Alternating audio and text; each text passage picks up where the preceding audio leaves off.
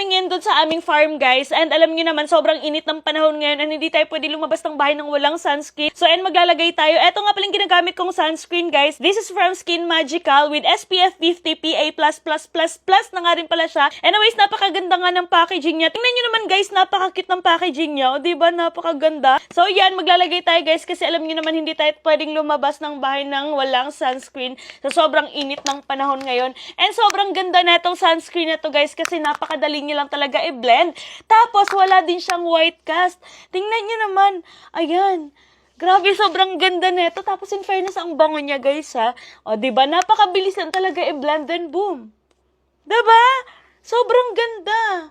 O, pak. In fairness, guys, ha, sobrang ganda at ang cute ng packaging niya. At syempre, dahil nga magva-vlog tayo dun, guys, magli-lip tint na rin tayo. Eto nga palang ginagamit ko, guys. Etong Magic Spill Off lip tint nila. Sobrang ganda neto at napaka-long lasting. So, yan, papakita ko sa inyo kung paano ko siya ginagamit. So, yan, maglalagay lang tayo.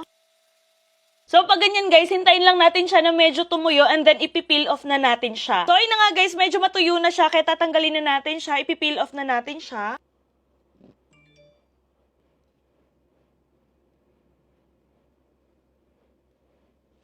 And ganito na nga itsura ng aking lips, guys. After ko siyang ma-peel off, tingnan nyo naman, sobrang ganda. And time check tayo, it's 3:40 in the afternoon. I-check natin siya kung talaga nga bang long-lasting etong lip tint na to. So, mamaya i-update ko na lamang kayo ulit. Anyway, sa mga nagtatanong kung anong ginagamit kong sunscreen, eto nga pala yung sunscreen na ginagamit ko. Sobrang ganda neto, ang napaka-perfect kasi nga, blendable siya, tapos wala pang white cast. Kung gusto nyong bumili neto, ilalagay ko na lamang yung link dyan sa may comment section or dyan sa may yellow basket. Kaya check out na rin kayo. So, ayun na nga, guys, eto na nga yung update dito sa ating ginamit na lip tint kanina. At tingnan nyo naman, be, anong oras na?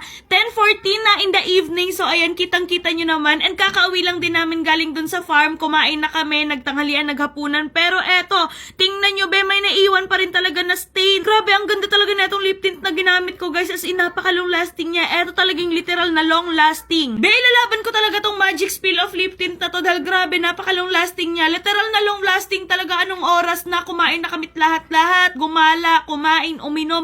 Pero be, andito pa siya, nag-i-stay siya. Be, eto na lang yung mag-i-stay sa'yo. Go! Anyway, sa mga gusto nga rin pala bumili neto, ilalagay ko na lamang yung link dyan sa may comment section or dyan sa may yellow basket kaya mag-check out na rin kayo.